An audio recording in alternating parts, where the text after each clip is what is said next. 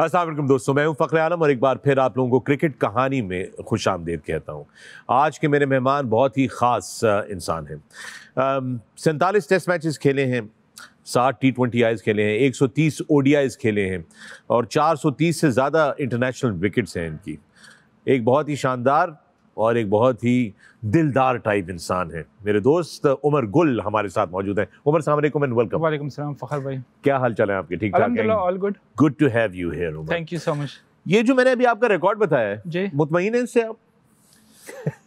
To be honest, बाकी से तो मैं मुतमईन हूँ, लेकिन टेस्ट से मैं मुतमईन नहीं हूँ। आई थिंक मुझे जो सबसे पसंदीदा फॉर्मेट था मेरा टेस्ट क्रिकेट था। राइट। और मैं चाहता था कि मैं ज़्यादा मैचेस खेलूँ और ज़्यादा मैचेस खेलूँ। और आई थिंक मैं चाहता था कि अराउंड 300 तक टेस्ट विकेट ले सकूं। Wow. लेकिन अनफॉर्चुनेटली सब इंजरी की वजह से और कुछ ऐसा रहे कि बीच में स्पेशली लास्ट जो अराउंड 10-12 मैचेस जो थे मेरे बहुत ही ज़्यादा ख़राब गए। सब कॉन्टिनेंट में मैचेस हो रहे थे, उसमें इतनी परफॉर्मेंसेज नहीं हुई जिसकी वजह से मेरे तरफ टेस्ट का अगर आप एवरेज भी देख के ऊपर चली गई है। मैं और ज़्यादा आउट करना चाहता था इसमें। बड़ी इंटरेस्टिंग बात है, क्योंकि आजकल के ज़माने में किसी फास्ट बॉलर से ये सुनना कि टेस्ट मैचेस की मेरी ख्वाहिश थी कि मैं और टेस्ट मैचेस खेल लेता, क्योंकि आजकल मैंने नोट किया है कि बहुत से नौजवान जो हैं वो टेस्ट मैचेस में कोई ज़्यादा इंटरेस्ट नहीं लेते बॉलिंग करने में। क्या वजह है? ऑनेस्टली मैं पहले जिस तरह मैंने कहा, मुझे हमेशा से मैं 4-डे क्रिकेट को टेस्ट क्रिकेट को ज़्यादा प्रेफर करता था, क्योंकि मुझे एक मज़ा आता था। T20 में ऑल तो मैं नंबर 1 था, 1 डे में मेरी परफॉर्मेंसेस बहुत अच्छी थी, लेकिन जो 4-डे और टेस्ट का एक दफ़ा आप एज अ प्लेयर आपको मज़ा आ जाए ना, तो फिर आप बहुत इंजॉय करें। क्योंकि उसमें एक तो आपके पास जो ना आपके फिजिकली आपने आप को फिट रखना, प्लस ये कि आप अपने हर स्पेल को इंजॉय करते हो। अब कुछ ऐसे भी आता है कि पहला सेशन आपका अच्छा नहीं जाता, लेकिन आपके पास अगेन एक चांस होता है कि सेकंड सेशन में आप कम बैक हो या थर्ड में। और हमेशा जब भी मैं आउट ऑफ फॉर्म रहा हूँ या अगर बीच में मेरा इंटरनेशनल मैचेस में मेरा जब गैप आता था और मैं रिदम में नहीं होता था, तो जब भी मैं 4-डे क्रिकेट खेलता था तो मैं वापस रिदम में आता था। और स्पेशली आफ्टर थर्ड स्पेल, जो टी के बाद जो स्पेल होता है ना, जब वो मैं करता था ना, तो इट्स मीन्स कि मेरा रिदम वापस आ गया। क्या बात है। अच्छा उमर, सवाल मैं आपसे शुरू करता हूँ, अपनी कहानी का आगाज़ करते हैं। जी, उमर गुल एक छोटा बच्चा है, पहली दफ़ा क्रिकेट की सबसे पहली याद क्या है? काफ़ी इंटरेस्टिंग स्टोरी। और मैंने हमेशा इस चीज़ को बार बार मैंने अपने इंटरव्यूज़ भी कहा है कि जो भी आपका फील्ड होता है उसमें आपके लिए एक अच्छे रहबर की, एक अच्छे लीडर की ज़रूरत होती है इनिशियली, जो आपको गाइड कर सके। क्योंकि क्रिकेट तो बचपन से ही शौक था, स्कूल में वगैरह में खेलते थे, लेकिन जब मैं 10th क्लास में था, ये आई थिंक 96 की बात है, तो हमारे एक बड़े अजीज़ दोस्त, बहुत ही प्यारे, हमारे इलाके से भी थे, ख़ुद भी क्रिकेट खेलते थे, क्लब क्रिकेट पेशावर से खेलते थे, एलाइड बैंक से थे, बख्तियार भाई। उन्होंने मुझे देखा टेनिस बॉल खेलते हुए, मैं उनके अगेंस्ट खेलता था, तो उन्होंने मुझे बुलाया कि आप आए और आप जो ना प्रॉपर क्रिकेट हार्ड बॉल से क्रिकेट स्टार्ट करें। तो मैंने कहा ओके बख्तियार भाई, मैं आ जाऊँगा। खैर एनीवे, उससे पहले, उनके बताने से पहले 1 साल पहले मुझे मेरे बड़े भाई ने, काफ़ी हम क्लोज एक साथ क्रिकेट भी खेलते थे, उन्होंने मुझे ट्रायल पे भेज दिया कि आप चले जाओ। और अपने स्टेडियम में ट्रायल हो रहे, अंडर 17 के ट्रायल हो रहे थे। और आई स्टिल रिमेंबर कि उस टाइम पे फ़रोज़ ज़मान और माजुल्ला साहब वो ट्रायल ले रहे थे, मैं ट्रायल देने चला गया। 97 की बात है, सेलेक्ट हो गया। 24-25 लड़के सेलेक्ट हो गए। हमें कहा कल से आप लोगों ने कैंप में आना। मैं बस वापस चला गया, कोई इमोशन नहीं, कुछ भी नहीं, कोई फीलिंग नहीं। भाई ने पूछा क्या हुआ, मैंने कहा सेलेक्ट किया है, लेकिन वो कह रहे कि आप लोगों ने डेली आप कल से आना है। और मैंने कहा यहाँ से घर से 20-25 मिनट की ड्राइव पे कौन जाएगा। ट्रायल में सेलेक्ट हो गया, नेक्स्ट डे मैं गया ही नहीं। खैर एनीवे, आते बख्तियार भाई की स्टोरी पे, उन्होंने मुझे 98 में कहा कि आप आ जाए, क्लब क्रिकेट स्टार्ट करें। मैंने कहा ओके, शौक था टेनिस बॉल का। उनसे छुपा के इधर उधर गायब हो गया। 2000 में अगेन जब मैंने कॉलेज से FSC मैंने किए, उन्होंने अगेन कहा कि तुम अपना टाइम वेस्ट कर रहे हो। तो अगेन मैंने उनकी बात सुनी। 2001 में मैंने क्लब क्रिकेट स्टार्ट किया और विद इन 3-4 मंथ्स मैं पेशावर रीजन के लिए फिर अंडर 19 के लिए सेलेक्ट हुआ। क्या बात है उमर, क्या ये कहा जा सकता है कि जो आप बहुत कामयाब थे T20 के अंदर, तो आप एक बहुत ज़्यादा कामयाब बॉलर थे, क्या उसका क्रेडिट आपकी उस बॉलिंग का, उस एबिलिटी का क्रेडिट टेप बॉल क्रिकेट को जाता है? क्या आपको लगता है कि टेप बॉल क्रिकेट जितनी आपने खेली और बहुत तहलका मचाया हुआ था अपने अपने इलाके में जहाँ पे आप टेप बॉल क्रिकेट खेलते थे, दूर दूर तक आपका नाम जो था वो लिया जाता था टेप बॉल क्रिकेट पे आपका, तो क्या यू थिंक कि वो कोई चीज़ थी जो आपके काम आई जब आप T20s में बॉल करते थे? आप कह भी सकते हैं। मज़े की बात यह है कि जब आप टेनिस बॉल खेलते हो, अकेले भी हो गया आपने, कराची में इतने ज़्यादा होती है, और इसमें तो एक ये कि आप जो है ना, जब बैट्समैन आपको चार्ज करते हैं तो आप वेरिएशन बहुत ज़्यादा करते हैं। एक तो ऑफ कटर बिल्कुल है, हम मारते थे, और हम कराची में तो सीमेंट पे होते हैं, लेकिन पेशावर में जो ना कच्चे पे होता है। तो क्या करते थे, अगर बैट्समैन मार रहे हैं या डाउन द विकेट आ रहे हैं ना, तो बाहर वाइड से ऑफ कटर मारते थे, वो ब्रेक हो गया ना स्टंप के ऊपर से। एक तो ये चीज़। सेकेंडली हम जो ना टेप को हल्का सा नाखून से काटते थे और उससे जो ना रिवर्स स्विंग, उस टाइम तो पता नहीं रिवर्स स्विंग क्या है, लेकिन हमें ये आइडिया था कि ये स्विंग यॉर्कर जो ना, ऑनेस्टली मुझे आइडिया हो गया था टेनिस बॉल से बहुत ज़्यादा आइडिया का। लेकिन जो फिर T20 के जो पहली दफ़ा हमने जो वर्ल्ड कप खेलने के लिए हम जा रहे थे, वर्ल्ड कप 2007, उसके लिए हमने बहुत ज़्यादा प्रैक्टिस की थी। बिल्कुल सही है। मैं अगर मुझे याद है दुरुस्त, तो 2007 का जो इनॉग्रल वर्ल्ड कप था T20 का, साउथ अफ्रीका में था। आप सबसे कामयाब बॉलर थे, जिसमें हम इंडिया से हारे थे फाइनल, चूंकि मिसबा ने फैसला किया कि वो सामने नहीं पीछे की तरफ शॉट खेलेंगे, पेडल शॉट। मिसबा का मैं इंटरव्यू कर चुका हूँ, मैं उनको बहुत तंग करता हूँ इस शॉट के ऊपर। आई नो, मैं देखता हूँ। सो 2007, उससे पहले आपने बहुत इसके ऊपर तैयारी की, बड़ा फोकस किया। गुलडोजर का खिताब मिल गया था आपको एक टाइम पे, प्यार से गुलडोजर कहते थे कि अब आएंगे और आप सबकी उम्मीदों पे पानी फेर देंगे, बल्कि रोलर फेर देंगे, जो आप करते थे। So let's go back to your childhood Gul. So 10वीं जमात, और आपने पूरा किस्सा बताया, ये बताया घर में वालिदैन का क्या रवैया था आपकी क्रिकेट की तरफ, या घर में टेप बॉल की जब भी आप जाते थे खेलने के लिए, उस वक्त क्या रवैया था घर वालों का आपके साथ? फखर भाई, ऑनेस्टली पेरेंट की तरफ से तो हमें कोई प्रॉब्लम नहीं हुई, अम्मी की तरफ से या अब्बू की तरफ से, क्योंकि कभी हमें याद नहीं कि डांट तो पड़ी होगी, लेकिन ऐसा चीज़ ये नहीं कि हमें पेरेंट्स से खौफ था।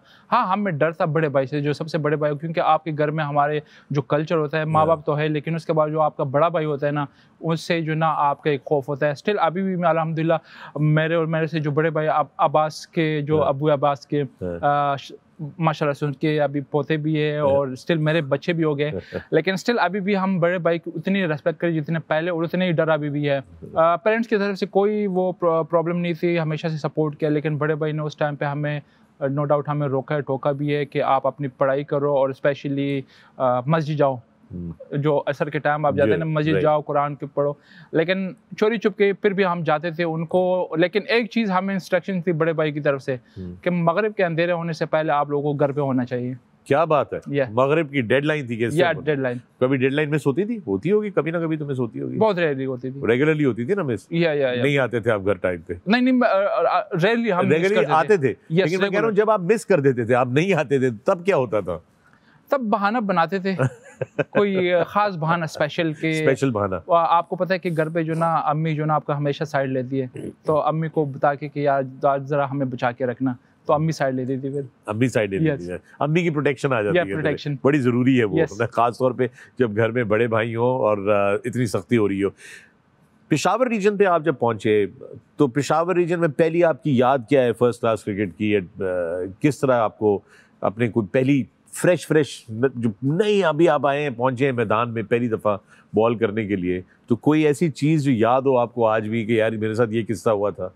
जिस तरह मुझे कामरान अकमल ने बताया, बड़ा इंटरेस्टिंग, कि वो अपने फर्स्ट क्लास की टीम से एक दूसरी फर्स्ट क्लास की टीम के लिए खिलाफ खेल रहे थे, और वसीम अकरम बॉलिंग कर रहे थे, और मोहम्मद यूसुफ जो थे वो कवर्स में खड़े थे। तो कहते मैंने बड़ा फ्रंट फुट पे आके बड़ा प्यार से बॉल को रोका, और सीधा मोहम्मद यूसुफ के पास गया। कहते हैं मुझे उधर से भी गालियाँ पड़ रही, उधर से भी गालियाँ पड़ रही, मुझे समझ ही नहीं, मैं नया था। तो कोई ऐसी याद है? अच्छा, मज़े की बात, सेम इस तरह मेरे साथ भी हुआ, क्योंकि आई स्टिल रिमेंबर कि 2001 में जब हम अंडर 19 वाला नेशनल चैंपियनशिप खेले, तो उसके बाद एकेडमी स्टार्ट हुई। जनरल तकील ज़िया साहब ने academy through out the country वो एकेडमी स्टार्ट किए थे। तो उस एकेडमी में मैं ऐसा वाहिद एक लड़का था कि जो रेगुलर पार्ट नहीं था उसका, जो बोर्ड से सेलेक्ट होकर नहीं होता। मैं खुद से मैंने रिक्वेस्ट की थी फ़ारूक भाई को कि मैं आप लोगों के साथ ट्रेनिंग करना चाहता हूँ। तो खैर एनीवे वो 3-4 महीने का जो वो कैंप था, जो एकेडमी की जो ट्रेनिंग थी, उसमें मैं वाहिद आउटसाइडर था कि जिसको पिक किया गया एकेडमी से, राशिद भाई ने, राशिद खान ने, कि यार ये लड़का जो ना हमें चाहिए डिपार्टमेंट के लिए, तो हमें ये अगर ये इंटरेस्टेड है तो हम PIA के लिए इसको लेते हैं। खैर एनीवे PIA उस टाइम पे एक बहुत बड़ी बात थी, और एक नया लड़का अंडर 19 का बच्चा, तो मैं उस आपकी वो बात पे आ रहा हूँ कि इंटरेस्टिंग हुआ। पेशावर से मैं फर्स्ट क्लास तब खेला हूँ जब मैं टेस्ट प्लेयर बन गया हूँ। नहीं करे? यस। अच्छा टेस्ट प्लेयर में बना हूँ, वनडे में खेला हूँ, और उसके बाद फिर अगेंस्ट पेशावर में खेला हूँ। अच्छा, पहला फर्स्ट क्लास का मैच अगेंस्ट पेशावर, और वो भी मैं PIA से खेल रहा था। राइट। तो आपने बोला नहीं जाके पेशावर वालों को, होर मैनू ना चुको, तुसी ना रखो, सिलेक्ट नहीं किया, देखो मैं तुम लोग के खिलाफ खेल रहा हूँ। नहीं, मजे की बात ये है ना कि ऑनेस्टली फखर भाई के जब मैं पहली दफ़ा चला गया अंडर 19 वर्ल्ड कप खेलने गया न्यूजीलैंड, वर्ल्ड कप में खेल के वापस आया, और उसके फ़ौरन बाद like within a week जब मैं वापस आ गया पाकिस्तान, तो हमारा फाइनल हो रहा था, कराची और पेशावर का फाइनल हो रहा था। तो मुझे उस टीम का मैं पार्ट था, लेकिन मैं खेला नहीं, मेरी जगह नहीं बन रही थी, क्योंकि मैं वर्ल्ड कप खेल के आया था और मैं आई वाज एक्सपेक्टिंग कि मैं खेलूंगा। लेकिन उस टाइम पे ऑनेस्टली जो हमारे जो पेशावर की टीम थी ना, इतनी बड़ी टीम थी कि मेरी जगह नहीं बन रही थी।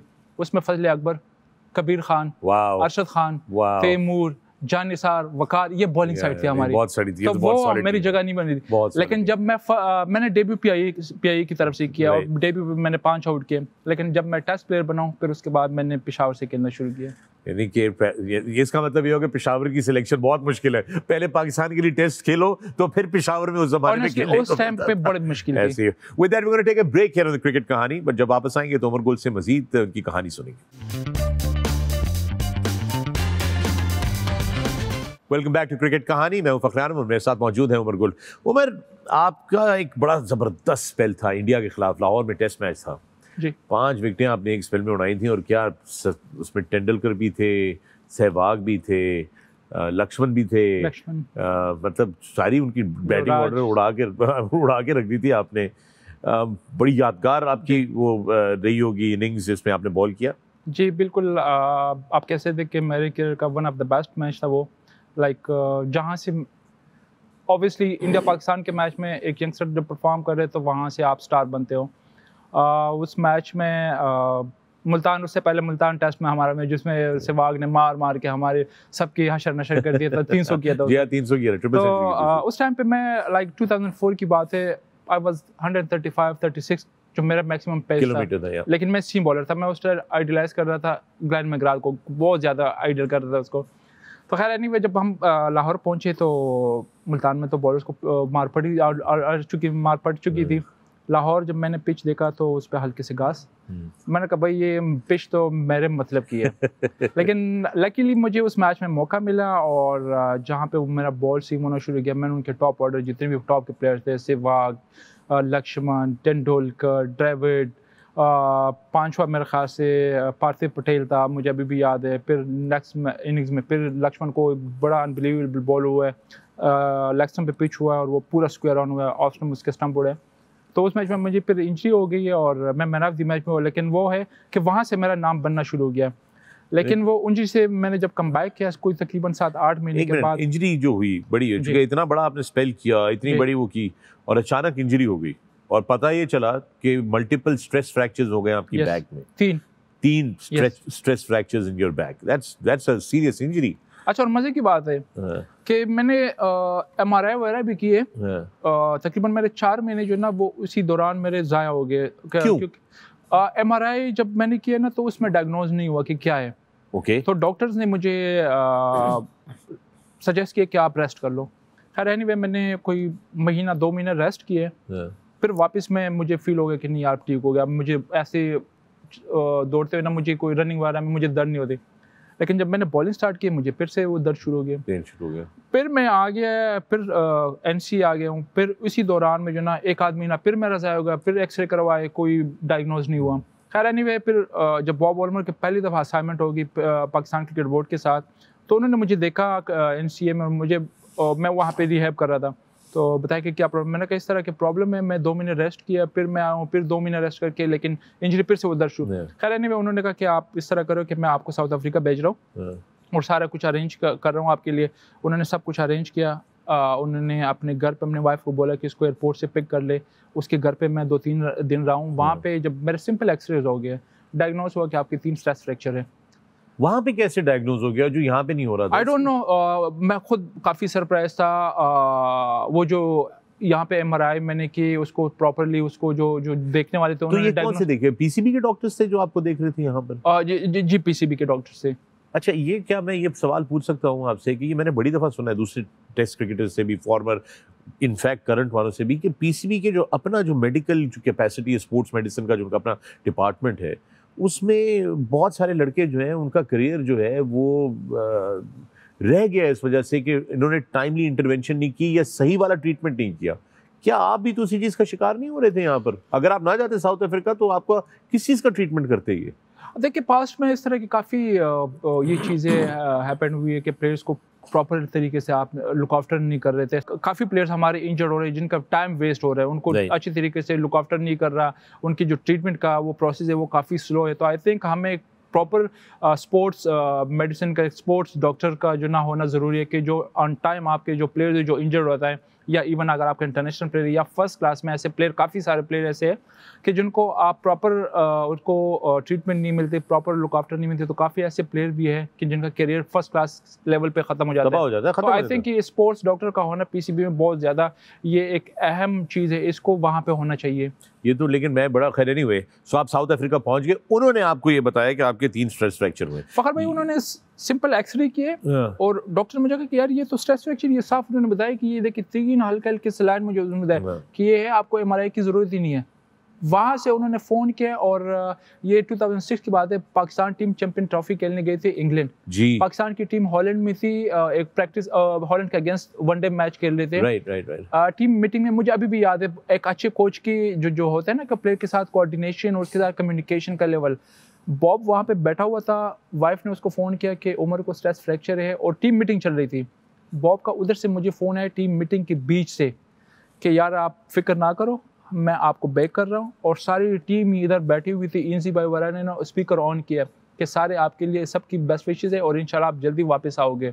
तो ये एक होता है कि एक कोच के जो प्लेयर के साथ जो कम्युनिकेशन होता है और उसका लुक आफ्टर, तो वो वहाँ से इंग्लैंड से हॉलैंड से मुझे फ़ोन किया कि इंशाल्लाह हम आपको बैक करेंगे। उसके बाद उसने स्पेशल जो साउथ अफ्रीका से एक ट्रेनर आया, 4-5 महीने मैंने उनके साथ ट्रेनिंग की विदाउट एनी लाइक, मैंने कोई सर्जरी या कोई मेडिकल कुछ भी नहीं किया। मैंने जस्ट बॉडी वेट्स और जिम के जो कुछ वेट्स थे जो मुझे लाइक उन्होंने कहा कि आप इससे वेट ट्रेनिंग, उसमें स्पेशली जो बॉडी वेट में था कोर मैंने बहुत ज़्यादा किए। उसके बाद जो मैंने कम बैक किया था तो मैं 135 से स्ट्रेट अवे 145 पे पहुंच गया। वाह, सॉरी, वाह, ये तो बड़ी ज़बरदस्त स्टोरी है। बिकॉज हमने देखा है इंडिया के अंदर फॉर एग्जांपल हमने देख लिया है कि बुमराह जो है वो इंजर हुए, जब उन्होंने रिकवरी की तो वो ज्यादा खतरनाक स्विंग बॉलर नजर आना शुरू हो गए। करेक्ट।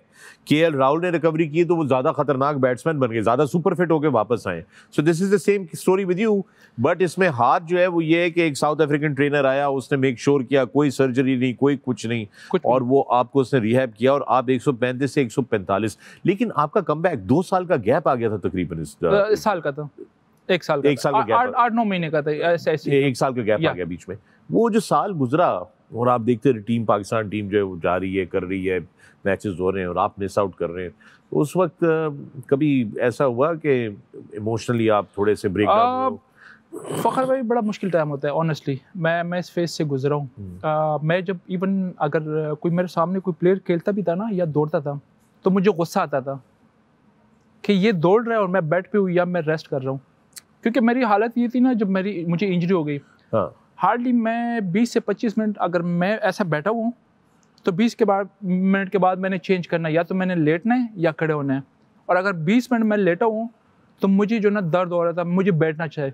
तो ये मेरी रूटीन थी। 1 महीने तक मैं 25 से 30 मिनट्स रेगुलर ना बैठ सकता था ना लेट सकता था। खैर एनीवे, वो जो आप कर रहे कि क्या इमोशन में थे, गुस्सा आता था कि यार ये लड़के सारे मेरे सामने, मैं अभी पाकिस्तान के लिए मैन ऑफ द मैच आया था, मैं इंजर्ड हो गया हूँ और 3-4 महीने मेरे ऐसे ज़ाया हो गए और ये प्लेयर्स खेल रहे, तो फिर बंदा बर्दाश्त नहीं कर सकता, वो मुझे गुस्सा था। और इससे एक दूसरी चीज़ मुझे एक सबक ये भी मिला है कि जो लोग आपके अच्छे टाइम पे दोस्त होते हैं ना, तो उनका पता चल जाता है बुरे टाइम में। बहुत बड़ा सबक है ये, बुरे टाइम में। और उस वहाँ से मुझे जो ना जो एक मेंटली स्ट्रेंथ और जो फिजिकली जो मेरे अपने साथ वो प्रॉमिस किया था ना कि इंशाल्लाह, मैंने फिर, क्योंकि कुछ डॉक्टर थे और कुछ जर्नलिस्ट ऐसे भी थे कि वो कह रहे थे कि इसका कैरियर ख़त्म हो गया, मैंने अपने साथ अहद किया था, वादा किया था कि इंशाल्लाह कम बैक करूँगा। और जो मेरे साथ जिन्होंने ताल्लुक़ छोड़ दिया, तो इन फ्यूचर मैं इंशाल्लाह इनको दिखाऊंगा कि मैं वही हूँ, मैं नहीं बदला लेकिन आप लोग बदले हो। क्या बात है, that grit and that determination. वापस 145, ये ज़रा जर्नी बताएं कि आप कैसे, सो रिहैब में आप थे क्या आपको लगता है, क्या वो रीजन है जिसकी वजह से आपका पेस बढ़ गया जब आप कम बैक कर रहे थे? क्या थी, क्या एक्स्ट्रा, चूंकि वो बॉडी ट्रेनिंग इतनी ज़्यादा हो रही थी, कोर फिटनेस इतनी ज़्यादा बढ़ गई थी आपकी, इस वजह से? What were the reasons? मेरे ख्याल से ये बिल्कुल जब मैं इंजर्ड हुआ था, आई थिंक आई वाज 19, और ऐसे एज पे जो ना, जब आप पे एक एक्स्ट्रा प्रेशर बढ़ता है या बर्डन पड़ता है ना, ऑब्वियसली टेस्ट क्रिकेट इटसेल्फ एक बहुत ज़्यादा प्रेशर वाला गेम है। आपको बहुत ज़्यादा वर्कलोड आप पे पड़ता है, और फिर जब एक अच्छे ऊपर इंटरनेशनल लेवल अच्छे लेवल पे आप क्रिकेट खेलते हो, तो आप पे प्रेशर आता है। एक यंग लड़की के लिए बड़ा मुश्किल होता है कि इंजरी से कोप अप करे, क्योंकि उनके मसल इतने डेवलप नहीं होते। तो वो ये पॉसिबिलिटी होती है हर यंगस्टर के पास। लेकिन उसके बाद जो मैंने जो ट्रेनिंग की है, जो पहले तो मैंने स्टार्ट किया था बैक के लिए, क्योंकि मैं कोई वेट लिफ्ट नहीं कर सकता था, क्योंकि मुझे मना किया था। कोर स्टेबिलिटी मैंने की। उसके बाद जब मैंने वहाँ से, मुझे थोड़ी सी वापस मैं वो दर्द से निकला हूँ, मैंने अपने लेग्स पे काम किया। बैक ऑलरेडी मेरे कोर स्टेबिलिटी के साथ स्ट्रांग हो गई थी, और लेग्स पे काम किया, ग्लूट्स पे काम किया, और ऑब्वियसली मेरे में वो पुश और वो पावर आ गई थी। तो जब मैं पहले ही मैच खेल रहा था अगेंस्ट, फिर इंडिया के अगेंस्ट मैं कम बैक कर रहा था। वनडे मैच था पेशावर में, तो मैं पहले बॉल किया, तो मैंने ऐसी स्क्रीन की तरफ देखे 140। वाह! मैंने कहा आई थिंक ये गलत है, स्पीड करने ये गलत है। दूसरा बॉल किया मैंने 142। तो वहाँ से फिर मैंने रियलाइज़ किया कि अब मैं वो सीम बॉलर नहीं हूँ। वहाँ से फिर मैंने जो ना तेज़ बॉल करने शुरू किए, और फिर मैंने जो ना वो जो कहते हैं ना पटखना, वो पटखने वाली बॉलिंग शुरू की। लाकर आप उसको चटकते थे बॉल को। We're going to take a break here on Cricket Kahani. When we come back, there's more with Umar Gul. Stay with us. Welcome back to cricket Kahani. मैं हूं फखर आलम, मेरे साथ मौजूद उमर गुल। आपकी इंजरी के हवाले से हम बात कर रहे थे, और फिर क्या कमबैक किया कि सीधा 130 से 140 के बॉलर आप बन गए, किलोमीटर फी घंटे की रफ्तार, बड़ा ज़बरदस्त है। उमर, आपने बताया कि जब आप टेप बॉल के साथ बॉल करते थे तो आपने वो एक आर्ट सीखा कि जनाब थोड़ी सी टेप के बीच में अगर हम नाखून मारने, तो हम सब करते थे। हम तो बल्कि टेप चढ़ाते ही ऐसे थे कि एक साइड पर ज़रा ज़्यादा चढ़ा के एक साइड पर कम कर देते थे कि उससे गेंद फिरता है। 2006 में टेस्ट मैच था, इंग्लैंड में टेस्ट मैच था। इंजमामुल हक ने जो है वो एम्पायर डेरिल हेयर थे, उनके कुछ एलिगेशन से कि टीम जो है वो बॉल टैंपरिंग कर रही है, तो इंजमाम ने फील्ड लेने से इनकार कर दिया था टेस्ट मैच में। आप भी उस टेस्ट मैच में मौजूद थे, तो क्या आप लोग नाखून मार रहे थे? क्या कोई इस तरह की टैंपरिंग चल रही थी, या वो सरासर एक इल्ज़ाम था जिसकी कोई ख़ास वजह आपको पता हो, मालूम हो कि क्यों डेरिल ने इस तरह की हरकत की? बिल्कुल, मैं बॉल कर रहा था और मेरी ओवर में हुआ था। एक दो बॉल पहले उसने मुझे 2 बाउंड्रीज पे मारी, फिर मैंने उसको आई थिंक इन स्विंग पे उसको LBW किया था। तो जब अंपायर के पास बॉल चला गया, तो उन्होंने कहा कि यार उसने कैप्टन को बुलाया, इंजी भाई को बुलाया कि आप आए और आपके बॉलर ने जो है ना बॉल टेम्परिंग की है। खैर एनीवे, वो इंजी भाई को भी ऑब्वियसली आप अपने प्लेयर को तो स्ट्रेट अवे नहीं कह सकते कि आपने ये किया, लेकिन इंजी भाई ने कहा मुझे आप बॉल दिखा दें। खैर बॉल दिखा, तो इंजी भाई ने कहा कहाँ पे, इस पे निशान है ही नहीं। फिर इंजी भाई ने मेरे से भी पूछा, मैंने कहा इंजी भाई हमने किए नहीं, अब बॉल आपके सामने, इससे पहले 2 बॉल पर उसने मुझे 2 बाउंड्रीज मारी है, तब तो कुछ भी नहीं था। लेकिन जब आउट हो गया तो आप कह रहे हैं कि ये बॉल टेम्परिंग कर रहे हैं। तो खैर एनीवे, जो इंजी भाई को और जो हम सबको जो गुस्सा आया कि उन्होंने जो ना हम पे एक एलिगेशन लगाई बॉल टेम्परिंग की। तो इंजी भाई ना वो डेरिल हेयर मान रहे थे कि नहीं आप लोगों को जो ना एक तो आपको पेनल्टी लगेगी, प्लस ये बॉल भी चेंज करेंगे। इंजी भाई ने कि बॉल किस तरह के, आपके पास कोई एविडेंस है ही नहीं, ये स्क्वायर के निशान लगे इस पे, स्क्वायर को तो आप मना नहीं कर सकते। अगर आपके पास कोई एविडेंस है, ऐसी कोई है नाखून के निशान या किसी और चीज के या सैंड पेपर के, कोई भी आपके पास या कोई कैमरों में कोई फुटेज आ गई हो, कोई फुटेज है हमें दिखा दे, तो उन्होंने कहा कि नहीं ये बॉल लगा। तो खैर एनीवे, इंजी भाई को गुस्सा है, उन्होंने कहा कि हम अपना प्रोटेस्ट कर रहे हैं, और बेस्ट ये कि हम कंप्लेन इस तरह करें कि हम जो ना 5 मिनट के लिए हम बाहर जा रहे हैं और फिर वापस आएंगे। तो मैं भी कि अंपायर अपना डिसीजन चेंज कर ले। खैर एनीवे, वो फिर ऊपर चले गए, फिर वहाँ पे अंपायर आ गए, तो वो बात चलती रही है, if I am not wrong. तो अंपायर ने कहा कि नहीं आप लोगों को पेनल्टी भी लगेगी, और आप लोगों ने ये एलिगेशन की, ये टेम्परिंग की। तो इंजी भाई को उस पर ज़्यादा गुस्सा आया। फिर उन्होंने आई थिंक बोर्ड में भी किसी के साथ बात वगैरह की है, तो वो मैच पे हम अंदर गए ही नहीं। तो आई थिंक एज सच कोई एविडेंस नहीं था कि जिससे आप कह सके कि यार आप लोगों ने बॉल टेम्परिंग की। वो स्क्वायर पे लगा था, क्योंकि मेरे ख्याल से उस पर कोई 30-35 ओवर हो चुके थे उस बॉल पे। स्क्वायर, जो लोग नहीं समझते उनको जरा समझा दिया जाए इस बात को, बड़ा इंपॉर्टेंट है कि बॉल, जो क्रिकेट का बॉल होता है ना, उसका जो सिलाई होती है उसकी 2 साइडें होती हैं। तो हम जब खेलते हैं नॉर्मली पाकिस्तान में जो ग्राउंड हमारे रफ होते हैं, अगर बैट्समैन कोई बाउंड्रियां जोर जोर की मारे और वो बोर्ड पे जाके लगे या वो जाए दूर, हिट लगती है, थ्रोज अगर ज़मीन पे ज़्यादा आप मारें तो वो गेंद पुराना होना शुरू हो जाता है। और हमारे यहाँ पाकिस्तान में मेरा ख्याल है ट्रेडिशनली क्लब लेवल से ही शुरू हो जाते हैं कि हम पसीना एक ही साइड पे या थूक एक ही साइड पे लगा, दूसरी साइड को हम छोड़ देते हैं बिल्कुल, ताकि ये रिवर्स वाला जो और प्लस आपने देखा भी हो कि जो ओवल का जो स्क्वायर है वो थ्रू आउट वो ही नहीं है कोई 8-10 पिचेस है, वो पूरा एक साइड से लेकर दूसरे बाउंड्री तक वो पूरा बहुत बड़ा स्क्वायर है और हार्ड है। और वहाँ पे आपको अगर 1-2 पिच ऐसे होते हैं ना, दोनों टीमों को देते हैं साइड के पिचेस, स्क्वायर के पिचेस क्या, जहाँ पे आप सुबह बॉलर अपनी प्रैक्टिस कर रहे हैं, वार्म अप कर रहे हैं, उस पर बॉल कर रहे हैं, तो ऑब्वियसली 30-35 ओवर के बाद कोई ना कोई बॉल तो जाके फेंस पे लगता है या वो स्क्वायर पे लगता है, तो थोड़ा बहुत तो वो हो जाता है। एब्रेसिव होती हैं ये सर्फेसेस, बड़ी एब्रेसिव होती हैं, एब्रेजन आ जाती है, बिल्कुल सही है। ये मुझे बताएं कि एज ए फास्ट बॉलर आपने बड़े बड़े बड़े नामों के साथ ऑपरेट किया, in the presence of very big names, Shoaib Akhtar भी थे, मोहम्मद आसिफ भी थे, you worked in the presence of all these bowlers. तो सबसे ज़्यादा किस फास्ट बॉलर ने आपको मुतासिर किया, जिसके साथ आप ने पाकिस्तान टीम का ड्रेसिंग रूम शेयर किया? जब मेरा डेब्यू हो गया था उस टाइम पे शोएब अख्तर थे, मोहम्मद शमी था, शबीर अहमद, राना नवीद, उसका वापस कम बैक हो, बल्कि इनफैक्ट डेब्यू हो गया था, काफ़ी टाइम से टीम के साथ था लेकिन डेब्यू नहीं, तो काफ़ी मुश्किल था उस टाइम पे टीम में जगह। मोहम्मद जाहिद, हाँ बिल्कुल, of course, let's not forget. Honestly के इतने बड़े प्लेयर्स के साथ अगर आप बेंच पे बैठे रहते हो तो आप बहुत कुछ आपको सीखने के लिए मिलता है, आप बहुत कुछ सीखा भी है। आसिफ और आमिर तो ये काफ़ी बाद में आए हैं, लेकिन ये कि पहले तो शोएब अख्तर को, शोएब भाई को हम देखते थे कि वो उसके जुना आके उसके एग्रेशन, फिर एक ये था कि उसके साथ ड्रेसिंग रूम शेयर करना, उनके साथ फिर बॉल शेयर करना, खेलना, तो एक ड्रीम था कि शोएब भाई के साथ खेले। और उससे पहले तो ऑब्वियसली वकार भाई, वसीम भाई की वो तो हमारी ख्वाहिश थी कि हम उनके साथ खेले, लेकिन अनफॉर्चुनेटली नहीं खेले। लेकिन ये कि शोएब भाई के साथ खेले, ऑन द फील्ड काफ़ी चीज़ें उनसे सीखी है, उनकी जो अबाउट द क्रिकेट जो उनकी जो नॉलेज है, कौन से किस तरह के प्रेशर को किस तरह हैंडल करना है, तो आई थिंक काफ़ी हेल्प मिली उनसे। काफ़ी हेल्प है, तो बड़ी ज़बरदस्त बात है। बैटिंग की तरफ तवज्जो नहीं थी कभी भी? कभी तो रही होगी, टेप बॉल में तो रही होगी यार। मैं आपको मजे की बात बताऊं, मैं बैटिंग बहुत शौक से करता था, मैं क्लब से जो ना 1 डाउन जाता था। नहीं वाकई में अच्छा, दैट्स अमेजिंग। मैं बहुत रेगुलर और काफ़ी शौक से करता था। इवन जब हमारे पाकिस्तान का भी कैंप लगा था तो मैं डेट में रेगुलर, लाइक जिस तरह वो बैट्समैन को शौक होता है ना बैटिंग बारी लेना, शौक मेरा भी था, लेकिन उस तरह का बैट्समैन नहीं बन सका, टैलेंटर ही था। लेकिन एटलीस्ट ये था कि कोशिश की, वो बैटिंग का एक शौक था। टेनिस बॉल से भी हम खेलते थे, टेनिस बॉल से आपने देखा पुल शॉट मेरा बहुत दिया जाता, जहाँ पे याद है, तो वो टेनिस बॉल की, तो शौक तो बहुत था। और ट्राई की कि हमेशा कंट्रीब्यूट करो, अगर जहाँ पे मुझे मौका मिले 15-20 रन में ऐड कर सकता हूँ जो टीम के काम आ सके, तो उसके लिए मैं प्रैक्टिस रेगुलर करता था।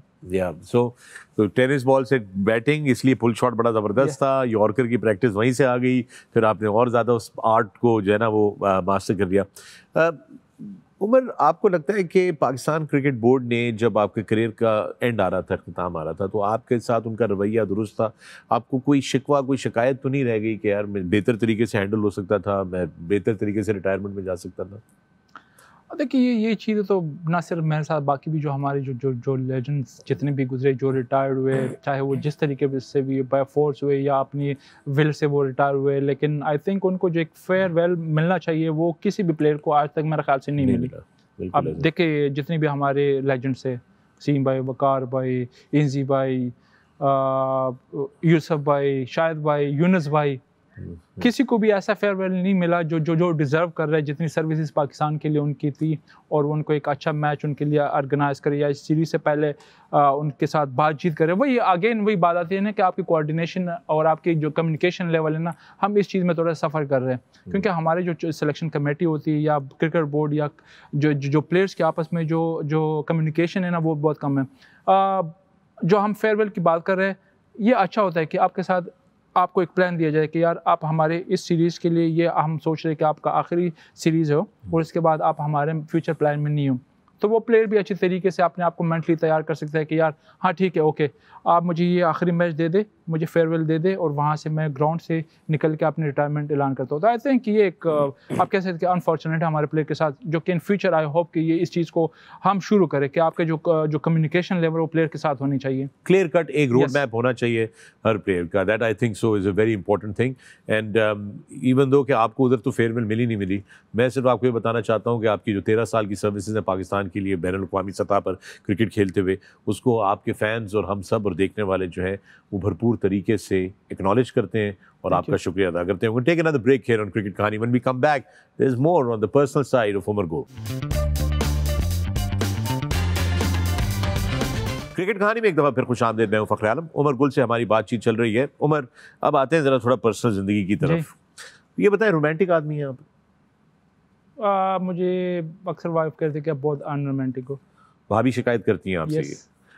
तो उसके बारे में कोई आपने जिस तरह आपने अपनी क्रिकेट में जब आप इंजर हो गए तो रिहैब की, तो इसमें कोई रिहैब करने की कोशिश की है रोमांस के अंदर, कोई रिहैबिलिटेशन? कभी कभार ट्राई करता हूँ कि जब वो मुझे तंज मारे ना तो कोशिश करता हूँ कि उसको जो ना एक फौरी रिकवरी के लिए कुछ ना कुछ वो कर लेता हूँ, कोई मैसेज या कुछ इस तरह के, तो मैं उसको बैक करने की कोशिश करता हूँ। एनिवर्सरीज वगैरह याद रहती हैं या भूल जाते हैं? अल्हम्दुलिल्लाह नहीं, याद रहती है। याद रहती हैं? तो फिर तो वो इजी इसलिए भी है ना कि मेरी बर्थडे, वाइफ की बर्थडे, एनिवर्सरी, ये हमारे जो ना तकरीबन विदिन 8-10 डेज में, अक्टूबर में। ओके, तो अक्टूबर के महीने में आप अलर्ट पे आ जाते हैं। 8 अक्टूबर मेरे वाइफ की है। अच्छा।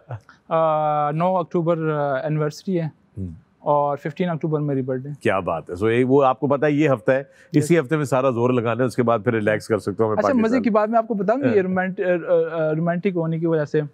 हमारा टूर था 2010 में, आई थिंक न्यूजीलैंड टूर पे नई नई शादी हुई थी मेरी। पहला टूर तो वाइफ साथ में थी, तो मैं अब जो ना वैलेंटाइन डे 14 जनवरी थी, सुबह सवेरे, उससे एक दिन पहले जो ना हम बाहर वैसे। आप जनवरी में मनाने की कोशिश कर रहे थे? यस, मजे की बात।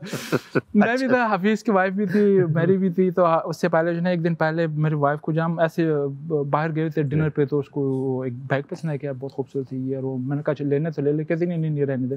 खैर नेक्स्ट डे 14 जनवरी, अब मैं सुबह सवेरे उठा हूँ, ब्रेकफास्ट भी मैंने नहीं किया, मैं जल्दी, क्योंकि न्यूजीलैंड में तो शॉप जल्दी अर्ली खुल जाती है।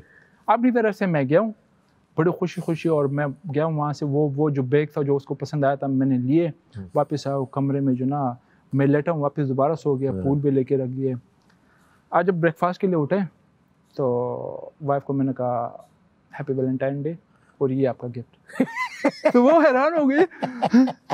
Well done. तो I was so excited, मैंने कहा क्यों आज 14 फरवरी नहीं, कहती 14 जनवरी है आज। Good job Umar, good job। तो मैंने इस तरह ना वो रिकवरी की कोशिश की कि किसी ना किसी के उसके जो शिकवा है ना वो पूरा कर सकूं।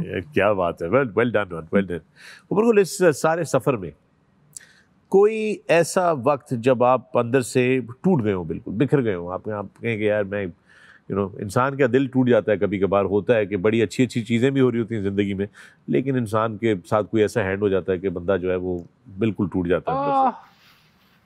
या बिल्कुल हुआ है। क्या हुआ था? आई थिंक रिटायरमेंट के अगर आप देख भी लेना तो एक रीज़न वो भी हो सकता है। फर्स्ट रीज़न तो ये था कि मुझे कोई कॉन्ट्रैक्ट नहीं मिल रहे थे। दूसरा था, ऑनेस्टली मैंने अभी तक वाइफ को भी नहीं बताया कि रिटायरमेंट का वजह क्या है। क्या वजह थी उमर? मेरा एक दोस्त। क्या हुआ था? 2004 में उसके साथ दोस्ती थी मेरी, कोविड फर्स्ट ईयर। हम ऐसे थे ना कि मैं जब उसको देखता था ना समझ आता था कि मेरे दिल में क्या है। ईद से 2 दिन पहले कराची से वापस आ रहा, एक्सीडेंट हो गया।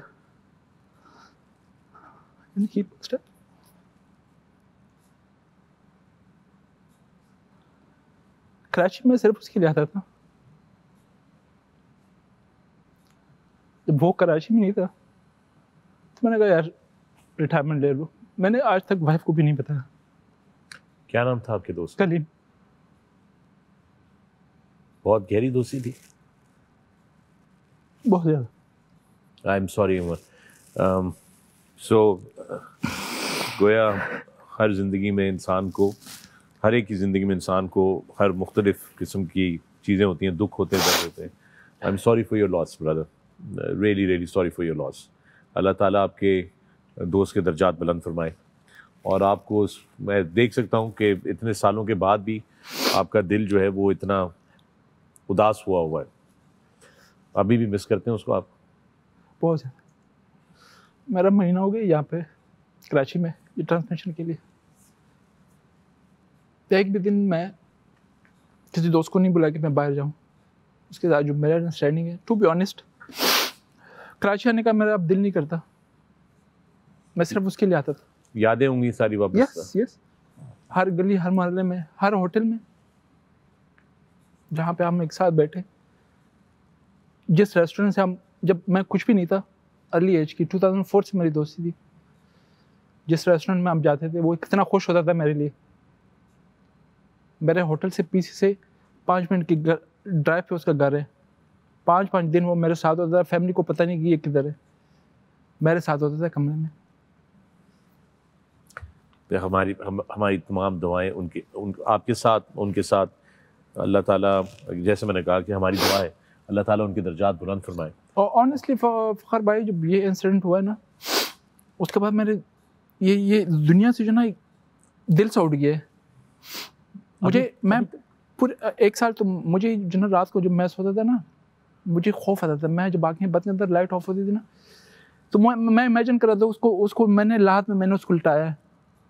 और उसके बाद वो जो मट्टी हम डाल रहे थे ना, तो मैं वो एक वाक़या कि यार ये बंदा था कि जब इसको बैड पस नहीं होता था कि यार मुझे एलर्जी है, आप एयर फ्रेशनर ना करें, मुझे एलर्जी है, और आप देखो वो बंदा मट्टी के अंदर है। तो वो मोमेंट जब मैं याद करता हूँ ना, तो मुझे दुख सा, और मुझे जो ना दुनिया से यकीन करे, मैं सोचता हूँ समटाइम कि हम ये क्या कर रहे हैं, हम क्या कमा रहे हैं, किसके लिए कर रहे हैं। वो एंड में तो वही है ना, एंड में वही है, एंड तो सबका वही है, वो जो मर्जी हो जाए, इख्तिताम जिंदगी का ऐसे ही है ना।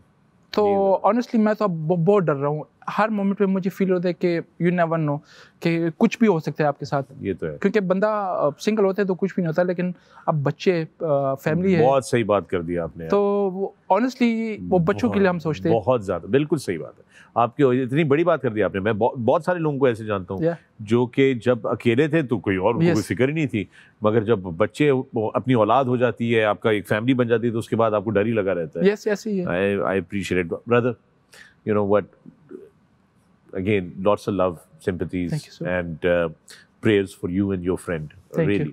और मैं कहता हूँ कि बड़ा खुशकिस्मत रहा है आपका दोस्त, कि उसको ऐसा दोस्त मिला है कि जिसने इंटरनेशनल क्रिकेट से, यानी कि आज आपने इतनी बड़ी बात हमें कन्फेस कर दी कि आपकी वाइफ को भी नहीं पता कि आपकी असल वजह क्रिकेट छोड़ने की वो ये थी।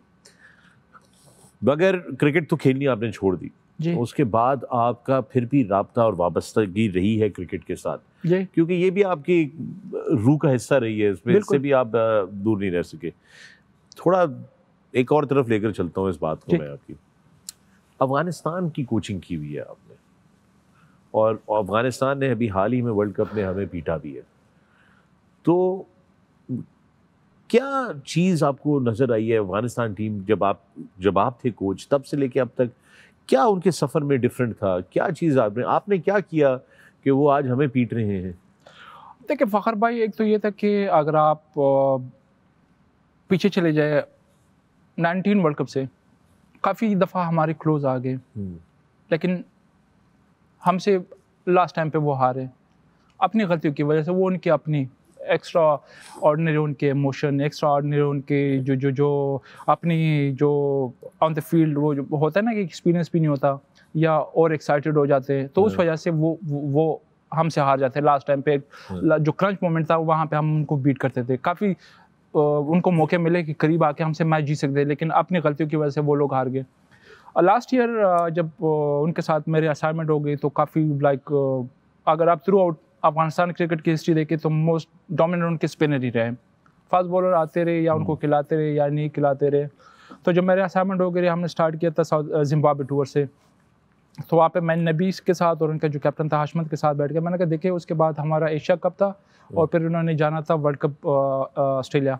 तो मैंने कहा एक तो ये कि आप लोगों ने, अब राशिद भी खेल चुका है, नबी बहुत खेल चुका है, अब आगे आपने जिस फॉर्मेट में आपने जाना है, जहाँ जिस कंट्री में आप जा रहे हैं, तो वहाँ पे आपको पेसर की ज़रूरत है।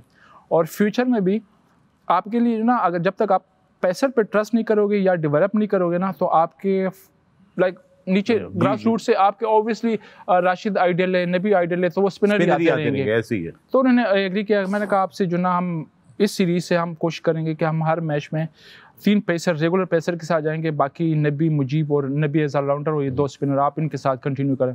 एग्री हो गए। वहाँ से हमने शुरू किए। एक प्लेयर्स को उन्होंने एक सपोर्ट मिला, उनको एक अपॉर्चुनिटी दी, उन पर ट्रस्ट किए। तो ऑब्वियसली जब आप किसी को सपोर्ट करते हो, आप किसी पर ट्रस्ट करते हो, तो फिर आपको रिजल्ट भी अच्छे मिलते हैं। तो ये था कि उस टाइम पे ऑनेस्टली 4-5 लड़के ऐसे तैयार हो गए थे। बीच में लाइक 5-6 महीने हमने काम किया, कैंप के लगते रहे उनके, मोस्टली दुबई में कैंप होते हैं। 4-5 लड़के ऐसे रेडी हो गए कि एंड पे उनको मुश्किल हो गया वर्ल्ड कप में T20 में कि कौन सा फास्ट बॉलर खिलाए। ऐसी वाली सिचुएशन, वो सारे, वो सब कुछ, वो माइंडसेट की बात है कि आपने माइंडसेट को चेंज करना है। Well done Umar, well done. Thank you very much for sharing your story with us. और इसके साथ ही क्रिकेट कहानी की ये एडिशन अपने ख्ताम को पहुंचा। बहुत जल्द एक और मेहमान के साथ आपसे मुलाकात होगी। अपना ख्याल रखिएगा। Good night.